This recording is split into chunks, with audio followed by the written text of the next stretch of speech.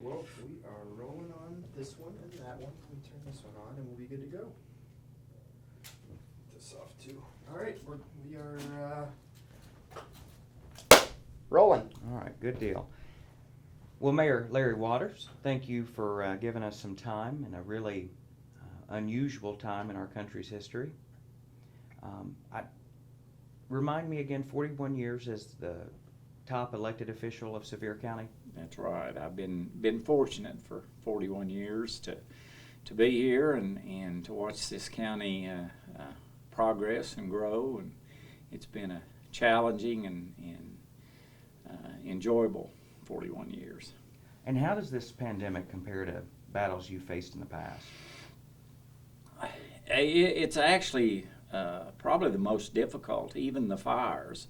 Although we tragically lost 14 lives during the fires, you could see an end game, so to speak. You knew that how we would come back, or how we thought we would come back, and it's just everything is so up in the air, and it's a nationwide crisis, a nationwide pandemic, and so it's a different dynamic. And it's been extremely challenging because we've never had anything. Even the worst recessions we've had we've never had anything as devastating to the community, devastating to our citizens. Massive unemployment, massive layoffs. Revenues are significantly down. Businesses are struggling.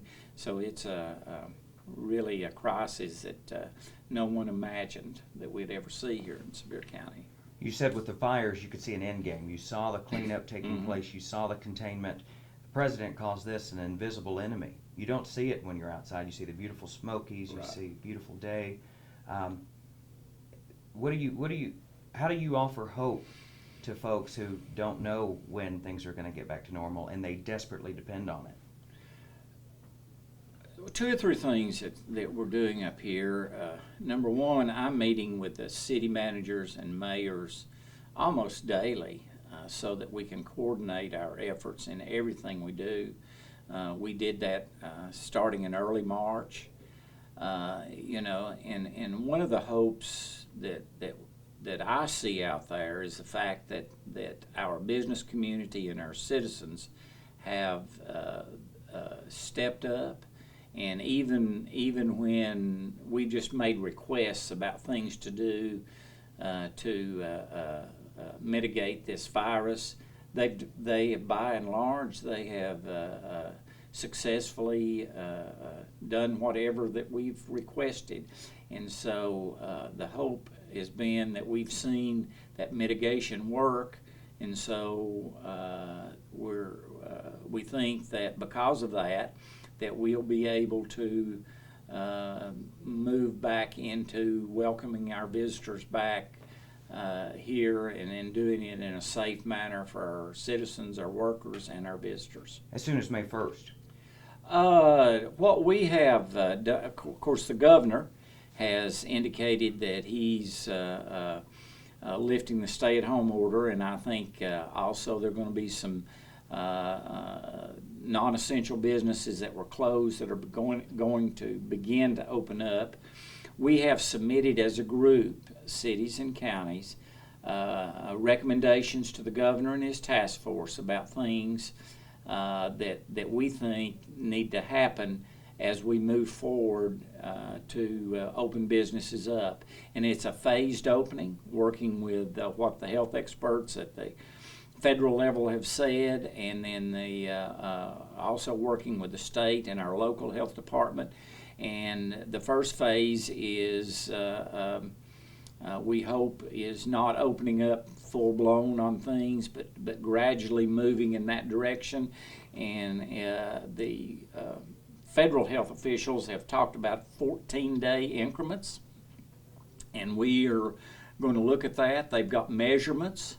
The federal officials do, that you can see whether or not you are successful in those 14 days, or whether you can maintain the momentum you have as far as mitigating cases and those those things, and we're going to, our recommendation is we follow those guidelines and we do the 14-day increments in phase 1 and phase 2. And if it shows that we've got significant issues, that will allow us to quickly address those. So gradual reopening is what you support, is what you're hoping comes down from the governor. Phase 1, you would have several non-essential businesses reopen under a limited basis, but day 1 open to visitors. Yes. I think there some of them will be. Now, not all businesses day 1 would be open, but most of them would be. And for instance, one of the recommendations concerning restaurants is restaurants open at a 50% capacity, that they do social distancing within their dining rooms, that they do things like don't have setups on the table, that do some extra sanitizing of their facility, and so there's several recommendations as far as restaurants are concerned, several as far as hotel, motel, and cabin rentals. So all of those things dovetail into what our health department and state and federal health officials recommend. Sevier County has a very unique situation going forward. In Knox County, if things gradually reopen at a capacity limited basis, I can go do a little shopping or maybe go out to a restaurant socially distant. But I'm in a county with maybe not as many cases as you're seeing in other states, but people from those states come to Sevier County. You have a lot of people from other areas coming here. They may be coming from an area where there are more cases. Is that a concern? It is a concern. And some of the things we're doing to address those is we're asking, we'll be asking, and I think the governor will have a number of recommendations as well. So ours is, as I said, it's a lot of this has to come from the state level, but we're making some recommendations to Governor Lee and his task force about all of those kinds of things. For instance, we would have a lot of signage at our hotels and motels about if you're sick, you really don't need to be here. You probably need to go home. And I think a lot of the hotels and motels and cabins are asking their reservation folks are asking questions about, are you sick now, or are you running a temperature? So there are things, and you can't be you can't assure folks 100% that we're not going to have a spike in cases, or you can't assure them that there's nobody going to come here that is infected, but you can assure them that we're going to do everything that reasonably can be done to provide for the safety and the health of our citizens, our workers, and our visitors. So that's what our goal is. It's good business for these businesses. As I said, the businesses are smart. Run by smart people. Citizens are smart. They know it's good business to say, here's what we're doing to mitigate the chance of this virus coming into our area. And I think all of them are going to do that. And to your point about doing the best you can, you use the word reasonable. Yesterday at the waterfront, you spoke about some want you to wait until there is a cure, a vaccine.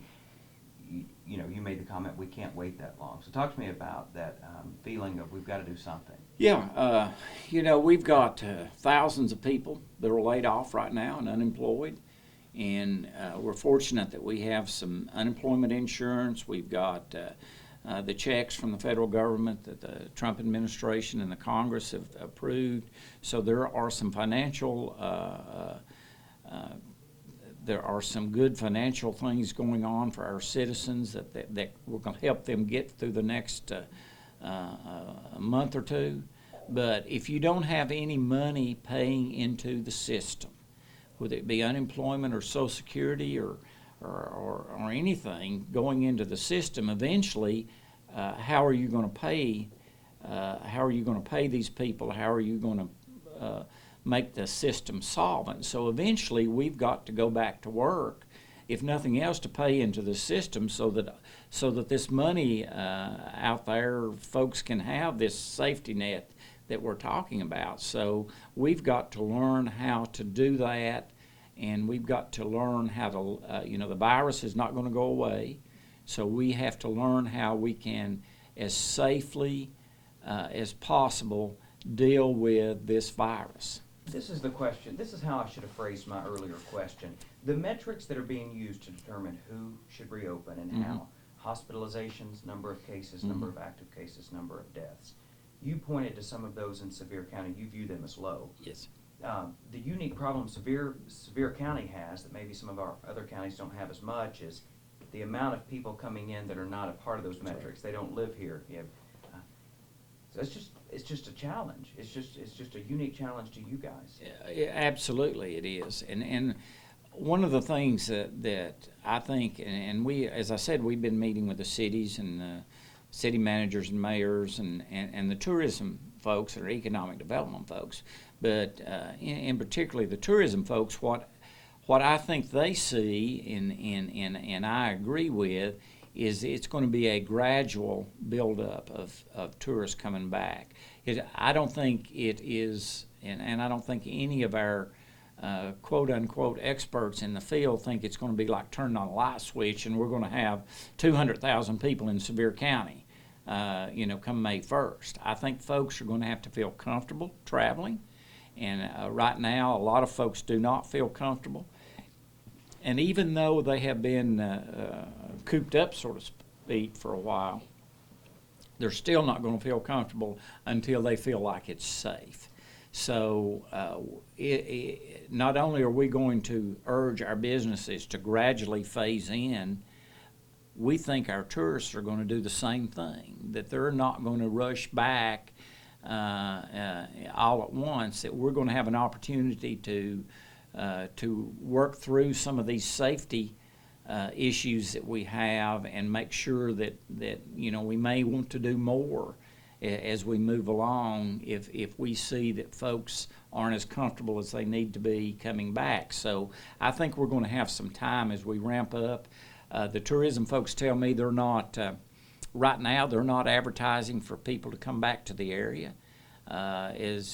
Millions of dollars have been spent, and particularly by the cities, to attract people to this area. That's not happening right now, and that's on purpose to give us a chance to sort of ramp this up, see how it goes, do our phasing, and then if things happen as we hope they are, and our cases are pretty stable and we don't see a significant increase, then later on we can begin asking our folks to come back. Hopefully, as you were saying, 28 days. If phase 1 is successful, 14 days later, phase 2. And then you move to phase 3. That's a best case scenario. That's a best case scenario. And the message from you and other mayors yesterday was, let's not be reckless, let's keep it up, but let's take this as an opportunity. Absolutely. We've got to use the guidelines that the health experts have put out there, and we've got to monitor what's going on, and then if there is some kind of significant increase, we need to get on it fast and address it as quickly as we can, and we recognize that. So we're going to, as governments in the county, and that's one of the good things about Sevier County, is our cities and the county have a great relationship. I have a great relationship with our mayors, with our city managers, with our tourism people, and so everything we've done together, and so we're going to address our phasing in to get back to work. We're going to address that together as well. And I want to talk, I have a couple questions about Sure. tourism specifically, but maybe a yes or a no. Do you think the response from the federal government and the state has been heavy-handed or measured? One of the issues that we faced early on was the call from some of our citizens that local governments, local mayors of cities and the county mayor take certain actions quickly to force businesses to close down, to force things to happen. And what we found out is that those actions primarily have to come from a state level. That local now the metropolitan areas are governed differently, and so they were able to do more. The city of Knoxville was able to do more. Chattanooga, Nashville, Memphis was able to do more than a lot of county governments are. So one of the things we found early on through our legal advice is that our actions were limited in what we could do. But we put out, we still put out urging our citizens to take certain actions. We told them we can't force you to, but it's in your best interest in the citizens.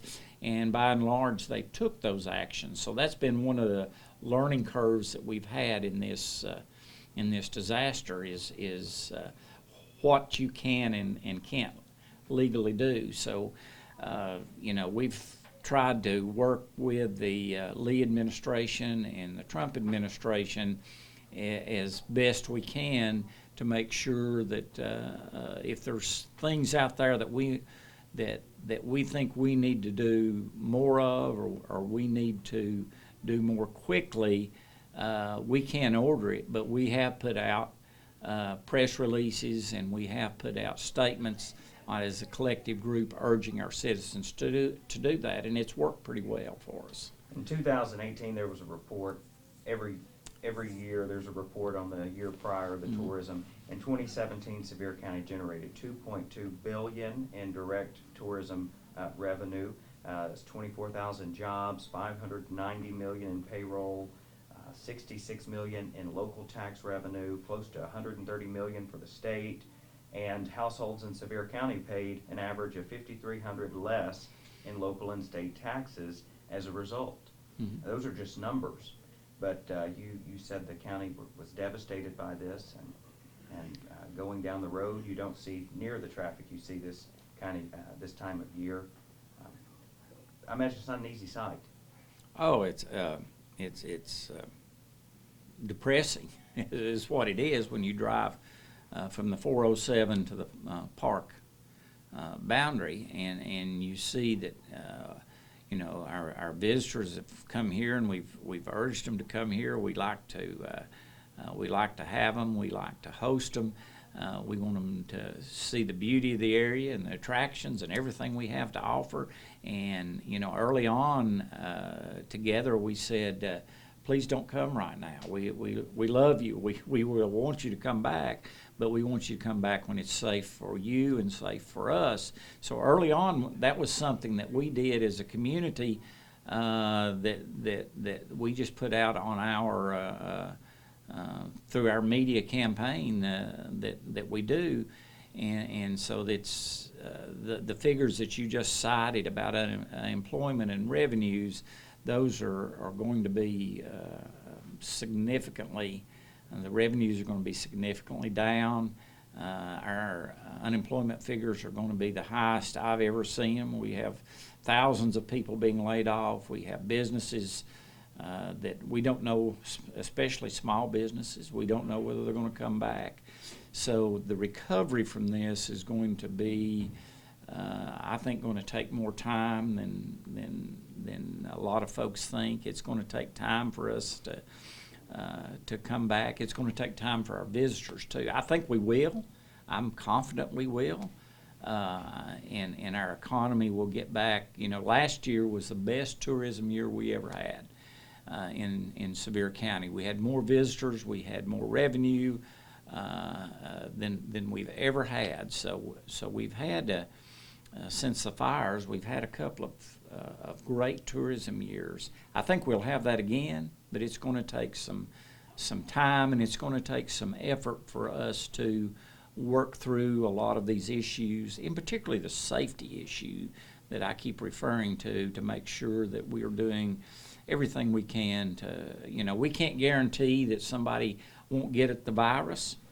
Our citizens we can't guarantee that. There's no way. But what we can guarantee is that we're going to do our businesses, the citizens, our communities, our governments. We're going to do everything within our power to make you as safe and as we possibly can, so that you'll feel comfortable coming back and enjoying our area.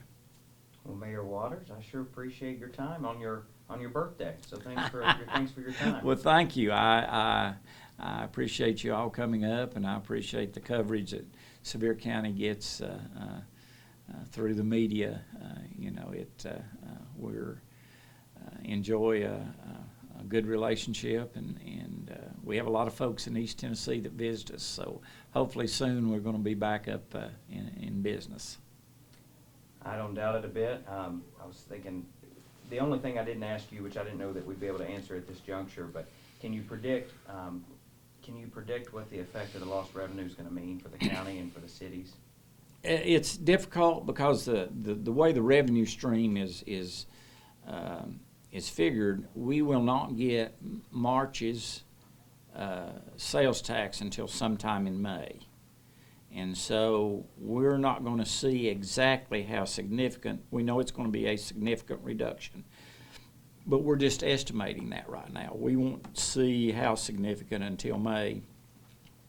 We're already planning. We have frozen positions in the county, and I know the cities have done the same thing.